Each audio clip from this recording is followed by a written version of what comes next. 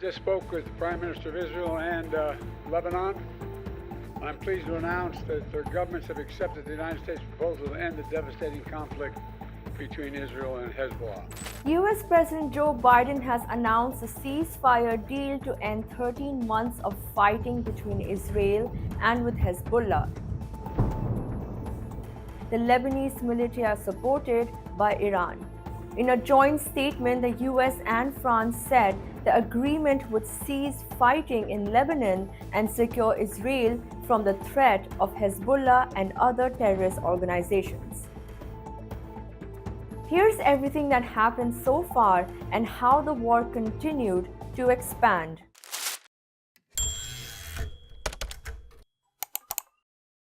Over the past year, the Israel-Hezbollah conflict has escalated significantly, marked by military actions, casualties, and regional tensions. Here's a timeline highlighting key events. According to the Armed Conflict Location and Event data, Israel exchanged at least 9,613 attacks with Hezbollah and other armed groups in Lebanon from October 7 to September 6.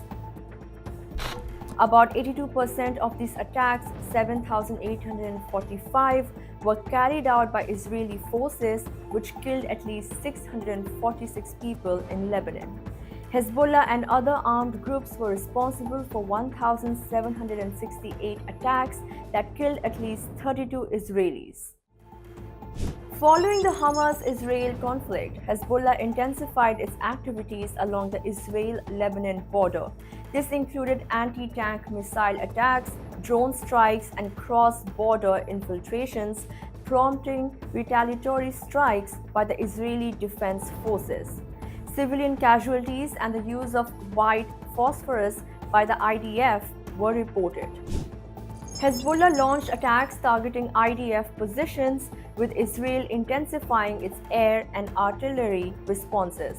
Protests erupted in Lebanon following incidents like the Al Ahli hospital explosion in Gaza.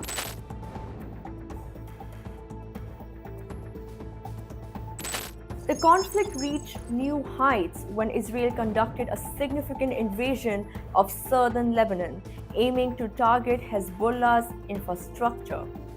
Thousands were displaced and casualties rose sharply.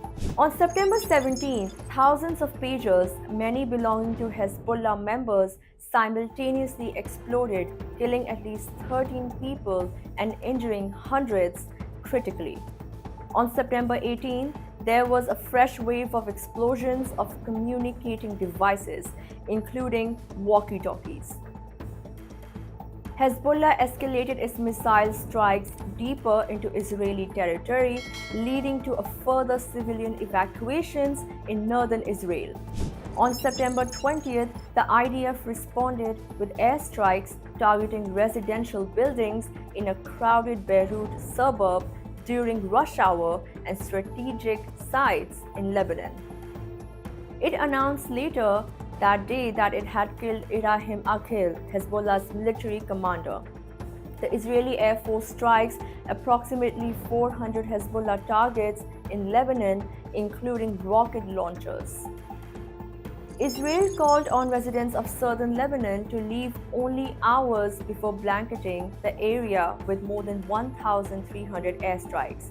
Those strikes killed at least 558 people, including women, children, and healthcare workers, and injured more than 1,800, according to Lebanon's Ministry of Health.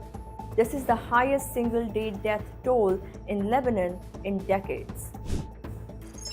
Hezbollah fired dozens of rockets towards northern Israel, most of which were intercepted, while Israel said it carried out more than 200 airstrikes in Lebanon, killing another 92 people and wounding more than 150.